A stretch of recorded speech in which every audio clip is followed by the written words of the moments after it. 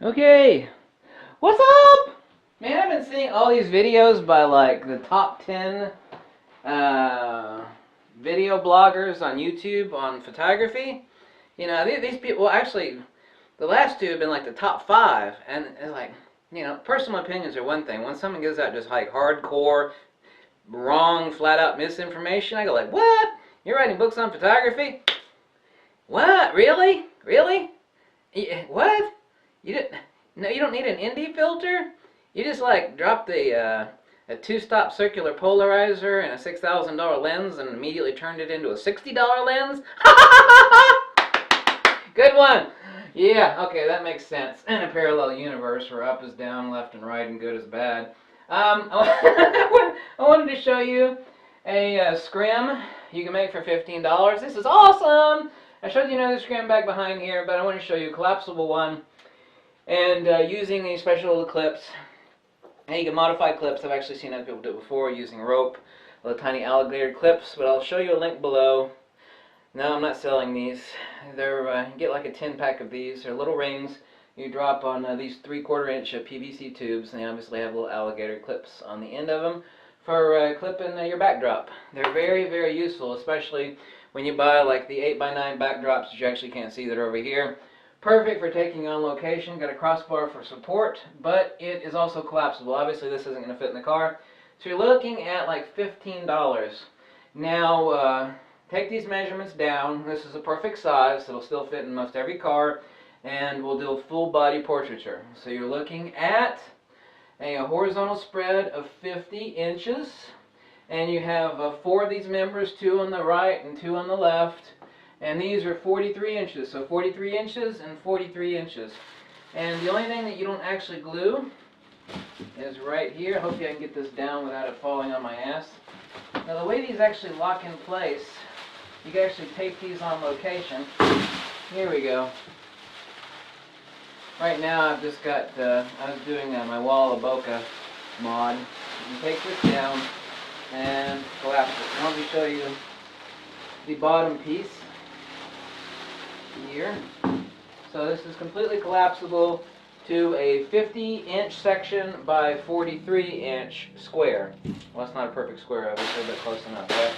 43 inches vertical by 50 inches right here. So what you're going to need are 2 of these T-joints, and you're going to need, obviously, 4 of these elbow joints. So the total cost on this is 15 bucks. Now the only reason I have these taped down is I actually slid these on here before I glued the corners on, is to keep them in place so they're not constantly sliding all over the place. So they don't secure them in place. I mean, they're in there permanently, so it just keeps them from sliding up and down to make attachment very easy. So you got 2 on top, 2 on bottom, 2 on the left and 2 on the right. This is perfect. Like I said, you got a cross member support bar here at the bottom. Oh, here we go. Excuse me. I've got it in my hand. The cross member support bar right here. You just pop it in. Of course, you got 3/4 of an inch fitting right here. You could tape it on location, but I've actually never had these come out. So 15 bucks versus like $130. And if you buy the backgrounds, what these are perfect for, you just overclip them, is like using one of these 6x9 foot backgrounds, which are like 15 bucks a piece. So, and you know, you got 4 or 5 of those, and you got a background for every occasion. For in studio, if you got something really small, or on location to do full body portraiture, obviously 1 person only, or 2 couples holding each other, very close to each other, you're looking at, with the background for 15 bucks, you're looking at $30. And just a scrim alone like this is going to run you over 100 bucks. I mean, this is PVC. You know, I mean, this will last you a lifetime. And it'll take you like 25, well, if it's your first one, it might take you 40 minutes. I mean, I can make these in like 15 minutes flat. Just sit there with a hacksaw, you know, glue them together. And the glue dries immediately. It's not glue technically, it's plumber cement, which is, it just will knock you off your ass. It's just so heinously toxic and smells so bad, so you might want to do it in your basement when you use the plumber's glue stuff for this. You gotta have a jar of that anyway for like 5 or 6 bucks. So this is a really, really awesome and very useful light mod. It really is. It's basically indestructible. I mean, I'd really have to monkey on this sucker to break it, but, you know, 15 bucks and a $15 background, you know, you're going to want more than one background. I mean, I got backgrounds and backgrounds and backgrounds, so you just clip them on here. You got to overlap.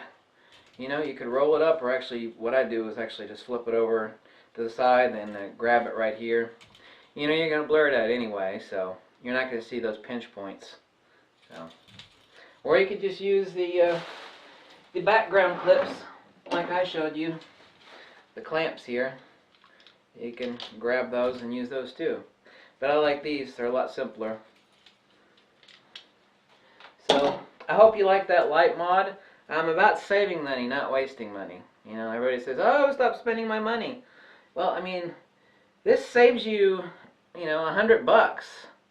If you include shipping for a halfway crummy scrim, you know, yeah, it's PVC, but, you know, the best photographers in the world that have unlimited funds, I mean, they use PVC, the hell out of PVC. I mean, I learned this trick, not the specific one, but basically using PVC.